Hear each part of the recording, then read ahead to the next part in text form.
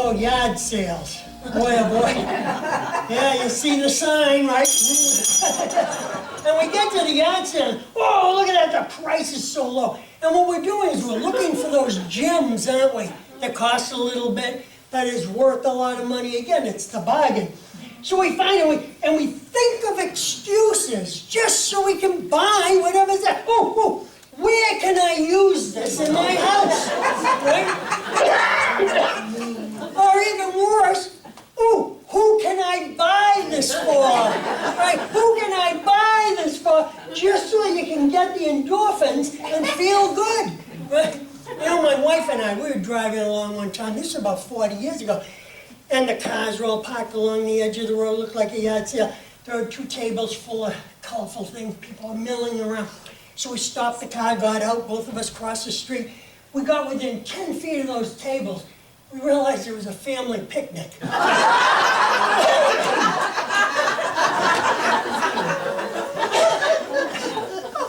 My wife would never get out of the car with me at a yard sale for years after that.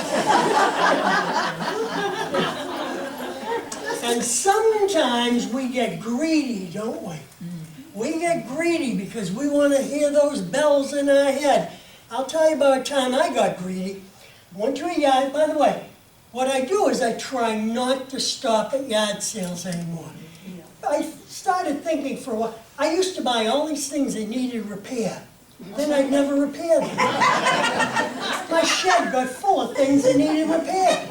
I started thinking, I'm paying money so I can feel bad because I'm not repairing these things.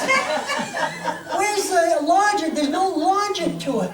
So I'm buying those things because, again, it's a bargain, and I'm going to fix it, and I'm going to get the endorphins. All right,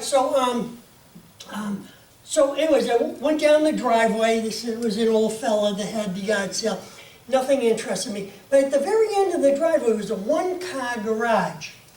And it had 4 counters on it, kind of like these counters. I mean, 3 counters, 3 sides. And it obviously looked like someone had worked on cars in there, even though the tools were all gone. But up on the walls were pictures of cars that I love. Cars from the 40s and the 50s. I bet the guys here, most of you like those cars too. Well, there's nothing special about the pictures. I mean, they came from calendars and probably car magazines and all that. But mixed in there, up on the wall, was this one piece of brown paper with a couple of antique cars on it. It looked like it was at a gas station or something, with all kinds of great detail and color. So I asked the old guy, what's that? And he said, well, that was my son's. My son drew that. He died when he was in his 40s from cancer. He used to work in the garage here, but it was my son's. So I looked at it and I started thinking, boy, with all the detail, and I'll show you, I know it's hard to see from a distance, but it really does have a lot of detail in there. And so, so I thought, well, gee, this would be a great story. You know, I could frame it. It's a local fellow. It would be a folk art, is what it is. He might become famous someday. This might be worth a lot of money. So I asked the old guy, hey, would you be willing to sell it? And the guy said, well, yeah. So I said, well, how much would you sell it for? He said, $3. So I opened up my wallet and gave him the $3 and climbed up on the bench and started taking the brown paper off the wall. It was thumbtacked up there.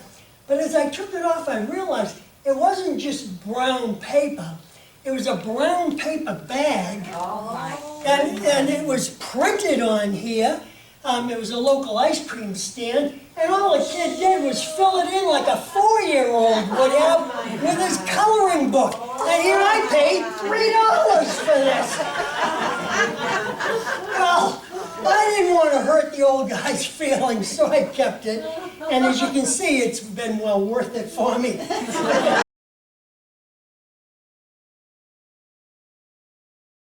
Now, credit cards. That's a big deal, isn't it? That's a big cause of our clutter. Here's one fact that'll help all of you.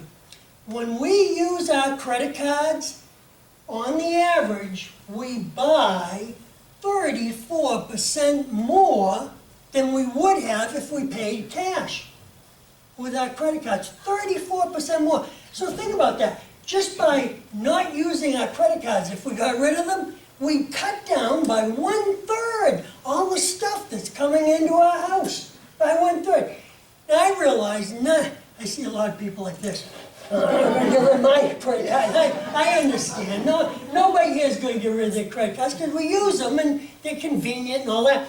But as long as you're aware that you might be spending 34% more, or buying 34% more, you might become a little bit more cautious every time that you pull out your credit card, or every time that you know you're going to be using your credit card when you go out shopping. And here's some things that you can do. Another piece of information is that research shows, and this is counterintuitive, the longer an item stays in your cart from the time you take it off the shelf, put it on your cart, and then go to the register, the longer it's in there, the more likely you are to be willing to let it go, to put it back on the shelf. Now you'd think it would be the other way around. The longer it stayed in there, the more attached you get to it, and the less likely. But it's the other way around. So knowing that, why not try to give yourself a goal? Every time you go out shopping, before you go up to the register, look in your cart and see if you can find just one item, just one, to put back. Now, if you go out shopping once a week, that's 52 less items in your house at the end of the year. It's 500 less things in your house at the end of 10 years. If you go shopping twice, that's 1,000 less things in your house after 10 years. If you go shopping 3 times a week and put one thing back, that's 1,500 less things in our home that we would have had otherwise. Here's another way to think about this. You see a bargain, right? So you grab it and the bells go off and you feel the endorphins and you feel good and you put it into your cart and you walk around. So now, if you can go put it back on the shelf, think of what just happened. You got your fix for free. You didn't even have to pay for it.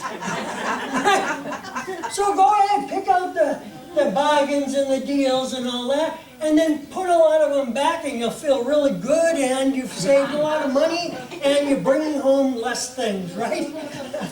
But credit cards are probably the biggest thing. Another thing, if you have 12 credit cards, why not count down to 6, cut it down in half.